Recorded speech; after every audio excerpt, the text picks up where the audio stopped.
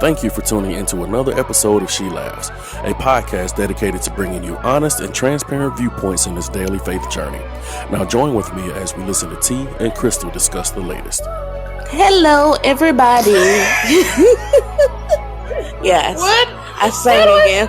I'm sorry. I don't know. What's up, good people?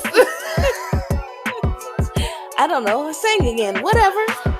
But it was like a little scene like, hello, everybody. You know who I thought of?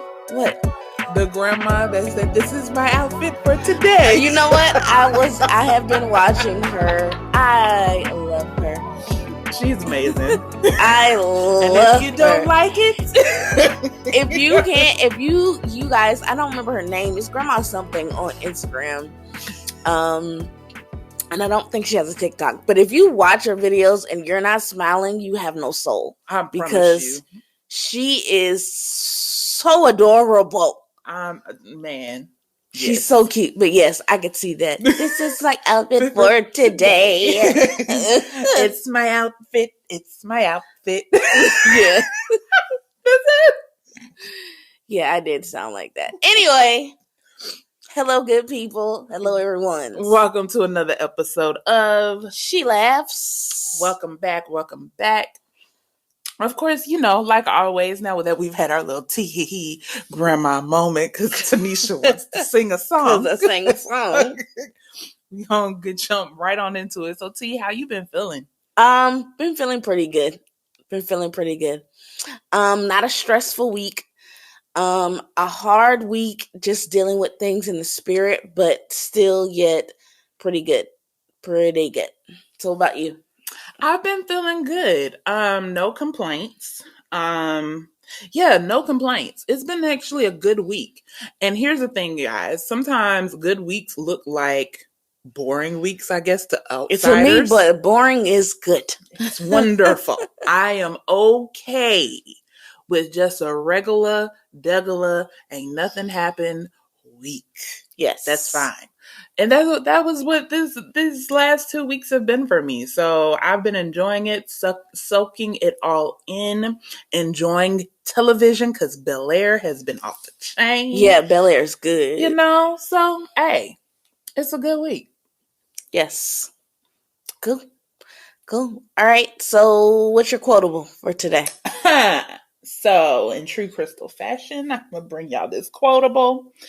And you know, we're living Atlanta, hot Atlanta, the ATL, stand up, whatever. However, there's been some controversy. Yeah. About what's really Atlanta and what's not. Been arguing about geographical location. You know? So, my quotable simply says this. Y'all letting a child that was born after Freaknik tell y'all what's Atlanta and what's not. Yeah. Yeah, y'all really doing that. Look, I'm not from here, so it's not my fight. It's been interesting watching you guys debate this all up and down social media, but I'm not from here, so again, it's not my fight. So hey, well, I've been sipping my sweet tea, eating my popcorn, and minding my business, laughing. Yes, it's funny to me. It's funny to me, honey. While you stood up in front of Truist, you know what? Let me not be petty Pablo. Yes, on this. No, there's no need. T, what's your quotable?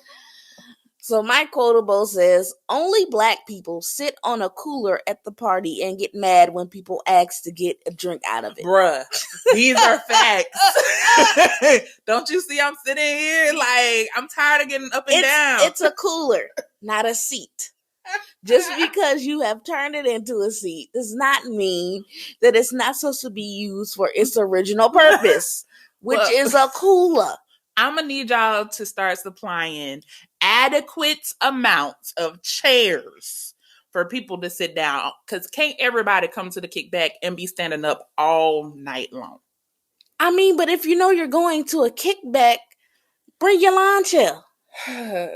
You know, you got to know. You got to know. You got to know your people. You got to know whose house you're going to. I'm saying this for those out there that ain't got it. I brings mine. A lawn chair ain't that expensive. I was just trying to help them out. I mean, borrow a folding chair from the church or something. It's not that expensive. But please stop sitting on these coolers and getting an attitude because you have to keep getting up. Now, when one of y'all burst the mugs, I'm going to be laughing. I've been to the event where there's a dent in the cooler because you sat your big round hind parts down on the daggone thing. It's not meant for your body, sir, ma'am, sir. I have been to those events where they got up and it's a big old dent. Because you just dropped it like it's hot on this cooler. This is not a seat. And swear that it was made for tough to hold. No, I'm sorry. Don't apologize. You knew that it was a possibility that this was going to happen. Because you eased down there the first time you sat on it. I just got to see if it holds my weight. Yes. And then after that, you got comfortable. Oh, snap. It is hard plastic. That's all that is. Yes. Hard plastic. That's it. Oh, Jesus, I done laughed today, Lord. So that's my quotable for today. Black folks be blacking. Black folks be blacking. Black folks be blacking. Lord. Now, if y'all use that, make sure to reference her, okay? Yes. Her. Black folks be blacking. Lord, T, what? I can't stop laughing, Jesus. What is our topic for today? So today we are talking about settling. Settling in relationships, whether it be romantic relationships or friendships. A lot of the time it happens. Yes. It's not something that people discuss a lot about settling in relationships, and they usually are referencing not having standards or expectations. Yes. But we're not necessarily coming from that angle. Because whether or not you believe it or realize, you can be settling and not have had let go of any of your expectations or standards. Child. It'll catch up on you, sneak up on you, just poof. And so a lot of people don't talk about it as far as when it comes to friendships either. No, they do not. And I think that's just as important. So yes, that is the topic. Settling. All right. Well, let's go. We're going to delve right on in there.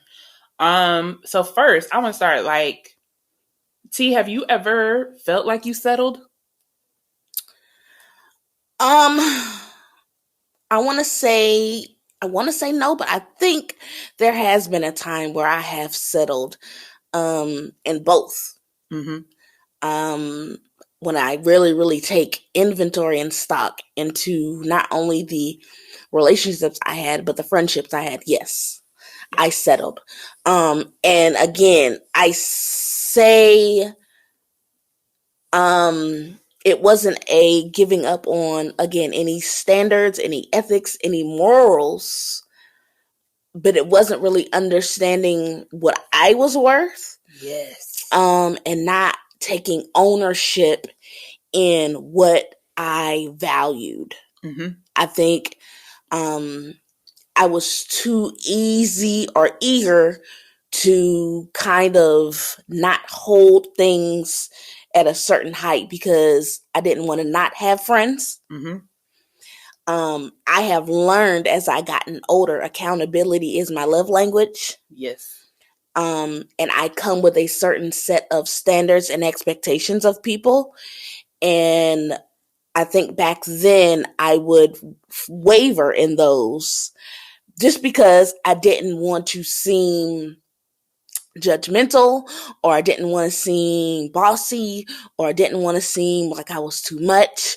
Mm-hmm. Especially in friendships, friendships are supposed to be fun. You're supposed to enjoy each other. Mm-hmm. And then in romantic relationships, it's supposed to be all lovey-dovey and the butterflies and the hair standing up in the back of your neck and ooh and ah. So we want those happy feelings. And I was willing to forego standard structures, expectations not remove them from my list, but be willing to bring them down a notch or two so that everything seemed happy and bubbly and okay and fine and we were fun. But that's not realistic. It's not realistic. Similar to you, I definitely, when I look back, especially now and understanding what the standard should be in my life. Right. If you have not listened to our episode about There Is a Standard, go listen to that. Because it'll help you. Once you understand the standard, you can look back and see where you settled. Right. And I definitely can look back and see where I settled in both. And similar to what T said, it wasn't because people weren't meeting necessarily the standards that I had in place then, but because I didn't understand my own worth, because I didn't understand my assignment, because I didn't understand my what value I held. Sometimes when you look at things that are on sale, people will be like, man, I gotta steal. Yeah. But sometimes as human beings, we didn't even realize we put ourselves on sale because we didn't realize we were actually worth more. Right. And stuff. It's like somebody going, it's what's the word they use in the retail space? It's called man, I'm thinking of it. Price matching. Okay. And everything, where you can go to one store and it's more expensive, but then you go to somewhere like Big Lots and you find the exact same thing. It's not on sale, but for way cheaper. Well, that's because Big Lots or whoever put that thing or item on sale didn't realize that it has actually more value than what they're selling it for. And so that's what came with me, is realizing as I look back, I settled because I didn't realize that what I was giving was more valuable than what I thought it was. I didn't value it at that. And so now I'm at a place in my life where it's weird because I'm bringing up the standard. Yeah. Which means that naturally people gonna fall off. Right. as they should. Because some people are like, well, no, I've always had it at this cost. I'm not willing to pay the more. And so they're going to fall off. And then you have some that are like, oh, she brought her standard up. Now that she's at a certain standard, right, now I'm willing to invest. So there's some different things that we're going to be talking about here as to what settling looks like and what coming out of settling in both romantic and friendships looks like once you start to bring yourself up to the actual valuation that you are at. Right. That God has set on you. Because he said he has brought you at a price. Yeah. And once you come up to that standard, certain ones are going to fall off, but you're going to see that you end up gleaning things that are far more valuable that you didn't have access to before. So that's what I wanted to start with first. To go back to what you said about what settling looks like, it looks different for each person. So I would love to run off a list, but that's not the case. Because again, it looks different for everybody. It's really when you understand who you are, understand your worth, and are ready to stand in it. Unapologetically, because there's a difference. You can know your worth and have fear and trepidation in standing in your worth. Ooh, that'll preach to somebody. I was there. You know your worth. You know. You just know. But out of fear. And usually it's fear of being judged. It's fear of abandonment. It's fear of being rejected. Yes. It's all of those things. So it looks different across the board. The one main factor is it's just a knowing that you have. Yes. That you depreciated yourself just to have friends. Mm-hmm. Or to have a spouse, boyfriend, girlfriend, whatever, a relationship. You depreciated yourself. And a lot of times it can happen in the form of you listening to outside voices tell you who you are. Child, yeah. You're too much. It don't take all that. Oh my God, you're so loud. Yes. Oh my God, you're just quiet. You're just so shy. You don't say anything. It's you listening to people readily giving you a label. Mm-hmm. And that's what happens when you aren't ready to stand in who you know yourself to be. And the only way you're going to know that is by understanding who God is to you Mm-hmm. and how he made you. And then getting knowledge of what your purpose is. Because connections are necessary and they're needed. And that's how the kingdom is edified in that manner, through connections. But at the end of the day, your purpose here has more to do with you and Christ, Yes. rather you and Suzanne and Anthony. You know what I'm saying? It's more to do. The focus shouldn't be always to have a man and to have friends. It's necessary and it's needed, but that shouldn't be your primary focus, because if you put it as your primary focus, now you are idolizing it. Yes. You're running into the vein of idolatry, and now you will make every decision predicated on being connected to that person. Yes. When some people are brought to you for a season. Yes. So if I'm always ruled by the connections that I have, then when their season is up, am I going to be able to let them go? I was going to get into that. You know. I think I've said this quite a few times. There are some people who are brought in your life not to be your friend. You were meant to be theirs for whatever reason that is. And we don't like to find that out. We don't like to even ask God when we meet someone, okay, God, what is this connection? Mm-hmm.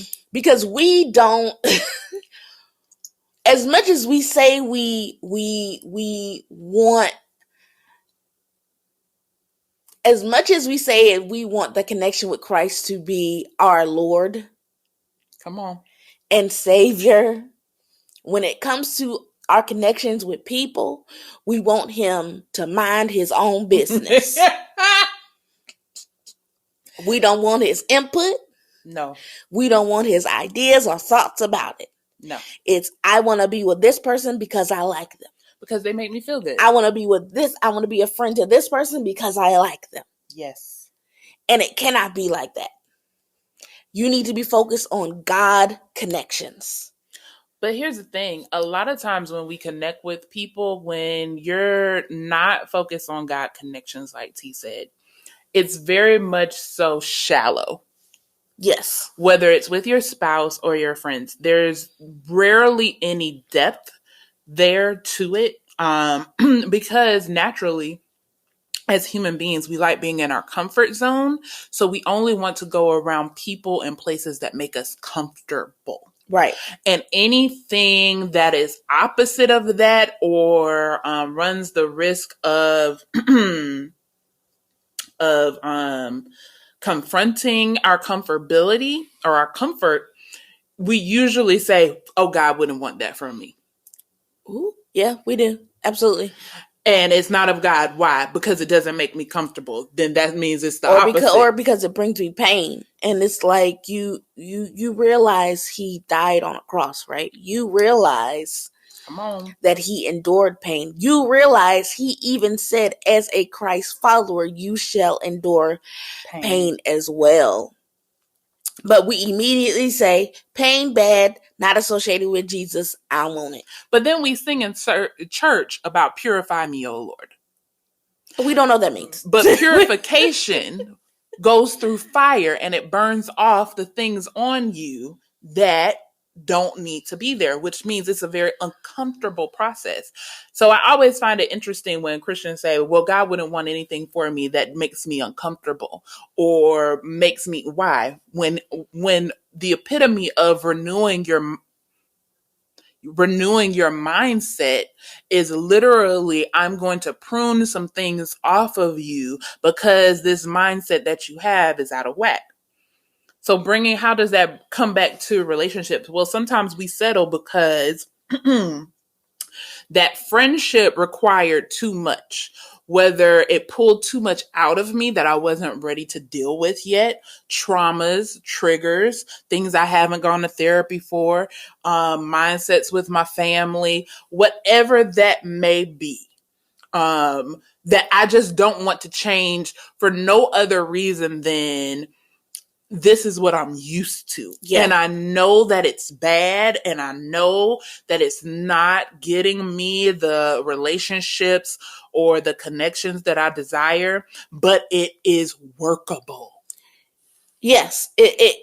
So therefore, I don't want to do more. So therefore, I'm going to settle for relationships because it works. It just works. It's not exciting. It's not even really pushing me out of my comfort zone or pushing me to do more. But it's the status quo, if I'm honest. We laugh. We enjoy each other's time. We have chemistry. It's fun over here, but at what cost? Yeah. How much fun are you really having when you're crying at night when nobody sees you? Child. Are you really having fun? Are you really having fun? That's what happens when you get caught up in the aesthetics of things. Yes. You get caught up in the aesthetics of how you want your husband or your wife to look, or how your friend group should look. Yep. You get caught up in aesthetics because it looks fun. Because we're the in crowd. But you crying. You have no peace. You have no joy. There's no joy in your eyes. There's no joy There's in no your joy. husband's or wife's eyes. There's no joy in your friend's eyes. It's every week you're drinking. Every week you're partying. Every week it looks like you're trying to get away from your regular life, but I don't see you giving back. Right. I don't see you thriving. And here's the thing. A lot of people actually think that thriving is houses and cars and all of this. Thriving is not the things. Thriving is not the things. To bring this back to a religious standpoint, Christians get it twisted by thinking the enemy is after your stuff. He's not. He doesn't want your things. He doesn't want your car, your house, your promotion, your money. He wants none of that. He attacks it because he knows he can use it as a ploy to get you to abdicate your seat. Thank you. To get you to devalue yourself, to get you to forget who you are and whose identity you need to be looking to forget that you are a son and an heir of Christ, to forget that you have authority by simply using his name. He will use those things to trick you. Yes. And too many times we will, again, those aesthetics, we will use those things to paint a pretty picture to say, I'm doing fine. But if you really think about it, you have settled. Mm-hmm. It looks good, but you've settled. Yes. You've settled with crying at night. You've settled with silent shame and pain. You've settled. Yes. Instead of taking inventory and finding out and realizing where I'm supposed to be, I need to be grabbing hold and connecting to those people who will push me in that direction. Yes, Lord. So does your spouse push you to be better? Does your friend groups push you to evolve? I'm tired of hearing about self-care because now you all have used self-care as, again, aesthetics. Yes. Self-care now has become nothing more than mask treatments, spa treatments. Let's go out and have brunch because that's my self-care. Rarely do you see people doing self-care by reading a book that is going to push them to learn certain things about what's wrong with them and how to handle their triggers. Yes. Rarely, and even like I'm happy about people now going to therapy because mental health is important. But even now therapy has become cliche. It's become cliche. It's become the trendy thing to do. Are you listening to your therapist? And doing the work. Are you doing the actual work? Are you saying you're going because it's cute. It's the thing to do. See, I'm working on me. But those that are really looking through the filters and the angles, see, nothing about you has changed. Everything is still the same. Your mindset is still the same. So again, you are yet settling at what is comfortable because you have depreciated your value. You are worth more. Yes. And to go back to something earlier, T, that you had said, and I want to touch on this with spouses, because oftentimes a lot of people seem to think that when we say, are you pushing each other to grow, that we're thinking or we're saying, are you pushing them to grow in their career? Are you pushing them to grow like in that arena? But my thing is, when I've been with someone and I've even had guys just stop talking to me because they did not like the fact that I ended up pushing them in this area and stuff. But hey, I noticed that you have a problem anytime this happens, say when funds are low. Right. Let's talk about that. Yeah.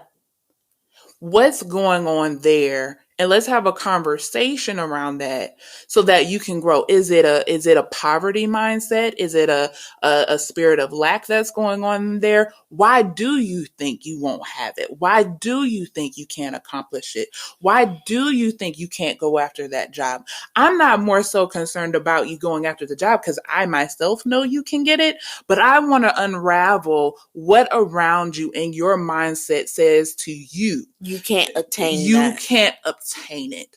And let's go from there. So now we're dealing with the whole thing of the root of the issue. That's pushing somebody. That's the definition I'm looking for of because pushing a spouse. You could raw someone into applying for that job, and then they get stuck in that job that you've now raw them into because they don't have the capacity in themselves to think that they could even go past the one that you just got them into. Because you didn't deal with the root of the thing. Or you're rawing them to get a certain job because you want a certain look and a certain income to obtain the aesthetics of that look. And here's the thing, not just with your spouse. I do that with my friends. Yes. I do that with my friends. It's been times where T and I both have come and talked to each other because I'll be like, hey, I've noticed you've talked about this about 3 times and I know you're saying you're good, but because you brought it up 3 times, I know you're not good. So let's go to the root of the problem. Yes. I want you to really delve around that.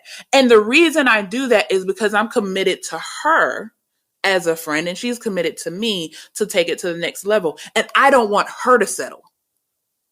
Right. So that's why you can't settle in your friendships, because if you settle in that in your friendships or in your spouses, they won't do that with you. Hopefully not. And everything. They won't push you in that area. They won't. That is what iron sharpens iron looks like. Yes. Yes. For real sharpening iron, not just getting together and we're just about to put all of our vision boards together and okay, that's cute. And then you have a group full of women or men and we're putting together these vision boards, but nobody is talking about next steps. Nobody is checking in. Nobody is saying, hey, I know you want to do this, but you didn't add this and everything. And I know that's the next step that you need to go to. And then no one is getting to the root of, okay, you made a vision board. Why is this on here? Thank you. There we go. I was just getting to that. Why do you want to do this? Because a lot of times when we push people, and I'm using quotation marks, in careers, what if your spouse is or friend is happy where they are in their career? What if it really brings them joy? If it brings them joy, why should they attain more? Shouldn't you help them to cultivate where they are? Mm-hmm. To build it up, or say, cool, you enjoy where you are, you enjoy working with children, it fills that gap in you that wants you to go out and touch children. Let's see what else in that area of affecting a child's life we can do. It ain't got to be No, you shouldn't just be a teacher. Why don't you move up and be a professor? You should go back and get your doctorate. You need to be no, they could be where they're at. How about you start a nonprofit for children? If you want to do that. If you want to do that to expand where you are. Or if you're happy, really happy where you're at, then continue to encourage them to love what they're doing. Yes. That's why I say that you have to get to the root of it. I'm pushing you for what? Am I pushing you just because I want you to bring in more money so we can go on fancy trips? Or are spending time together, traveling the world is something of my heart's desire because I want to enjoy this with my spouse. Mm-hmm. It's really a heart thing. Yes. And the only person that knows it is you. Yes. You know the difference. You know that you're pushing them to apply for that big position because you want to stunt on the gram. Oh, child. Yes.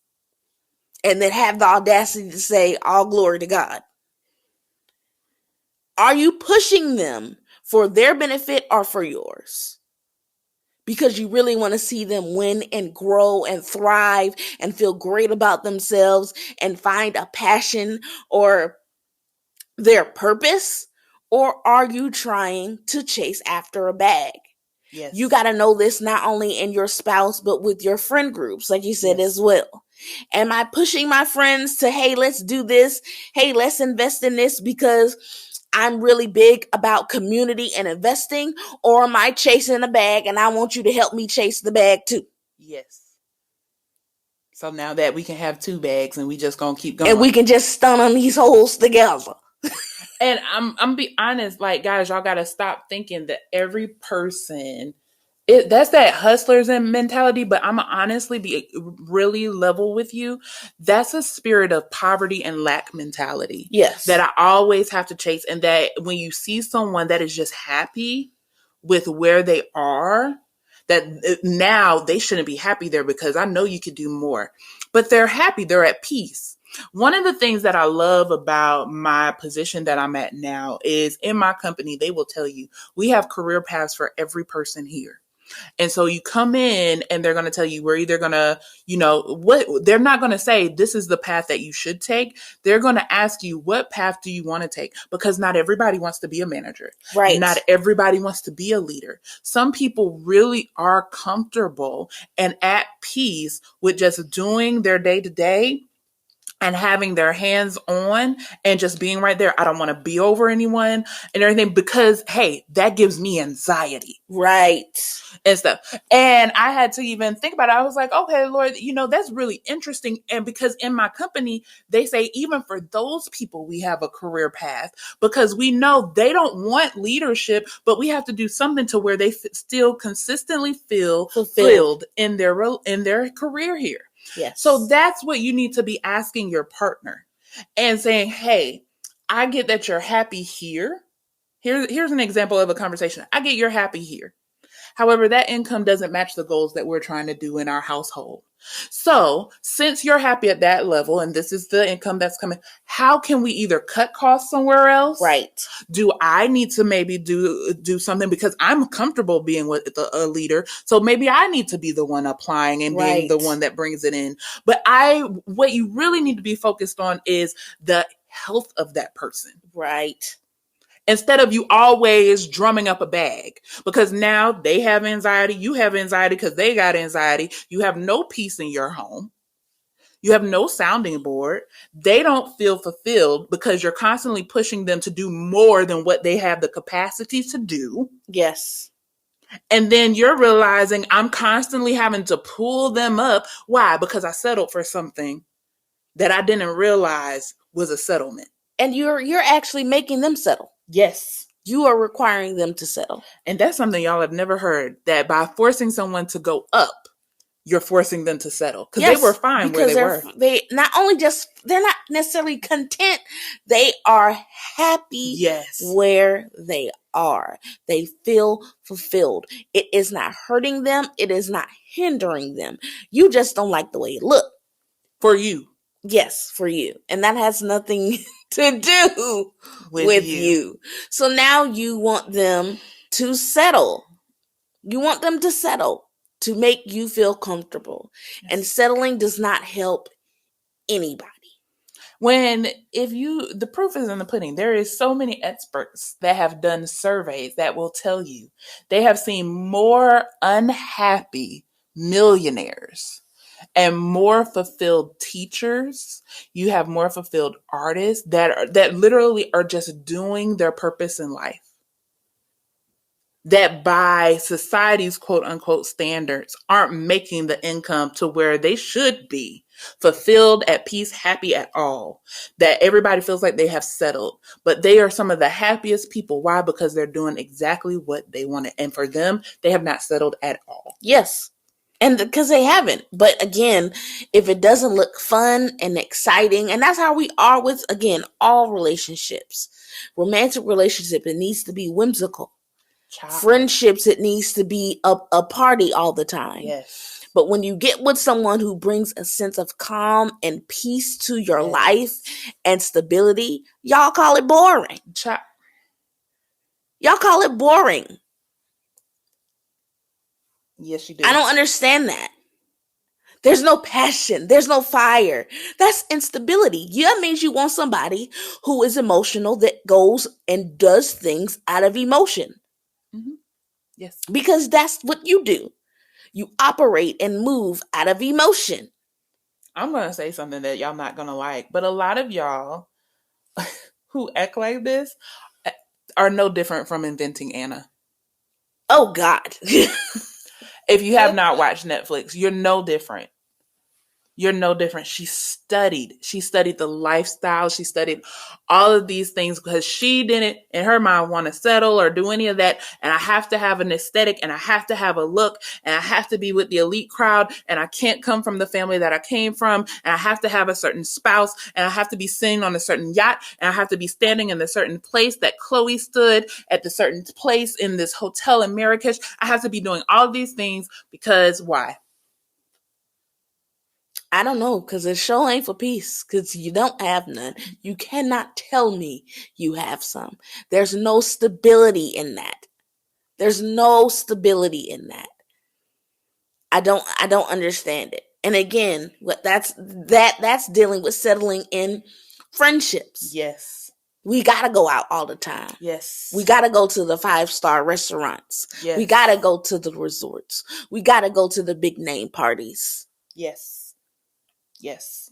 And even Anna settled, because she settled for a Rachel. Yeah, I said it. I said it. You was a little sleech that was there for every little bit of thick crumb that she was willing to pass away. So yeah, I said it. But that's how you settle in friendships. Yes. And everything. I know this person talks to me like a dog, but they pay for everything. Yep. You settle.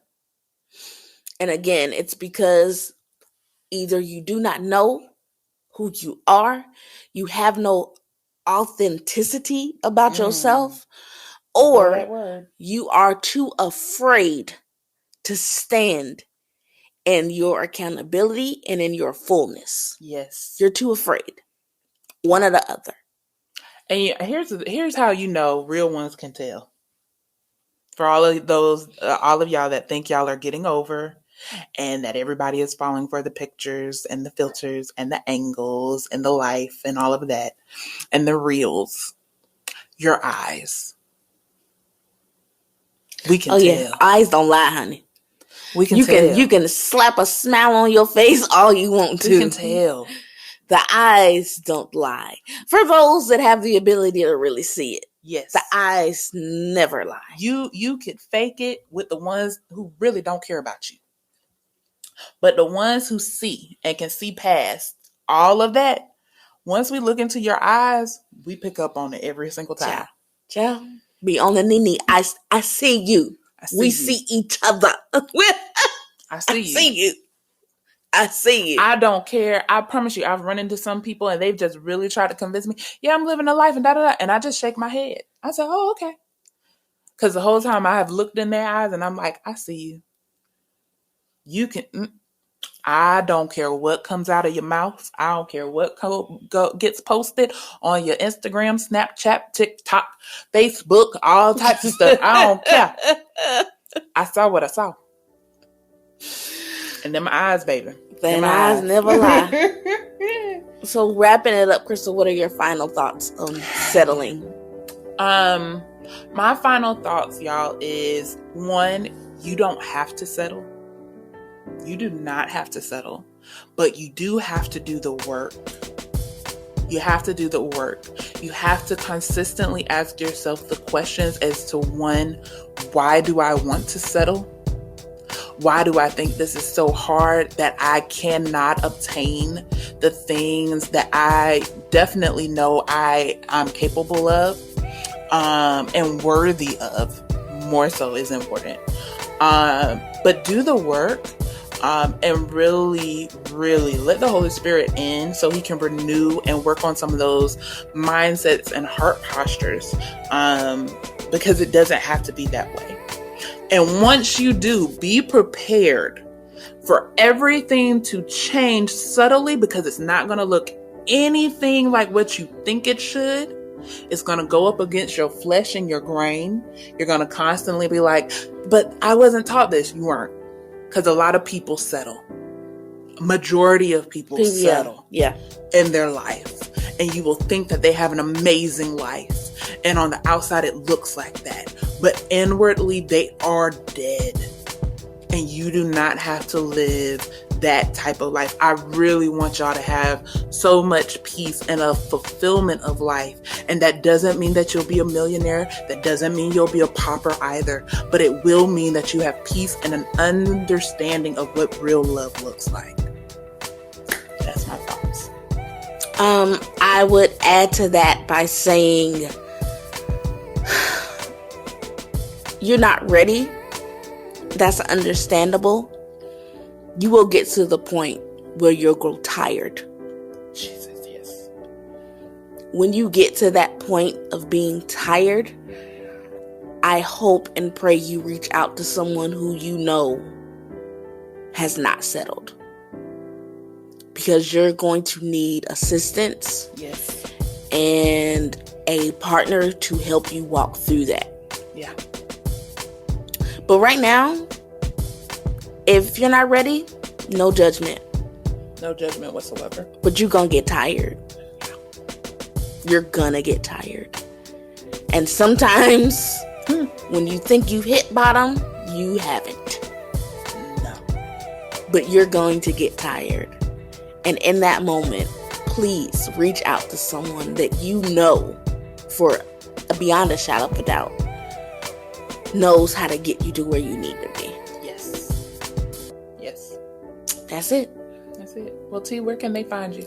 Y'all can find me on Facebook, Tanisha Williams, and Instagram she is Tanisha J. And as always, guys, you can find me on Facebook at Kristal Charmaine and on Instagram at I am Kristal Charmaine. You guys don't forget to follow us. She Laughs on Facebook is She Laughs podcast, as well as Instagram She Laughs podcast. And don't forget we have merch for y'all. Yes. illcommunicationsstudios.com. You can buy all the merch your hearts desire. And also, you guys can find the link for that in our bio in She Laughs on Instagram. Absolutely. Until next time, guys. See y'all. Thanks again for listening. We hope that you were blessed by today's discussion. To keep up with the latest on the She Laughs podcast, be sure to subscribe on most major streaming platforms. You can also follow us on Facebook and Instagram. If you feel led to donate, please send donations to paypal.me/She Laughs.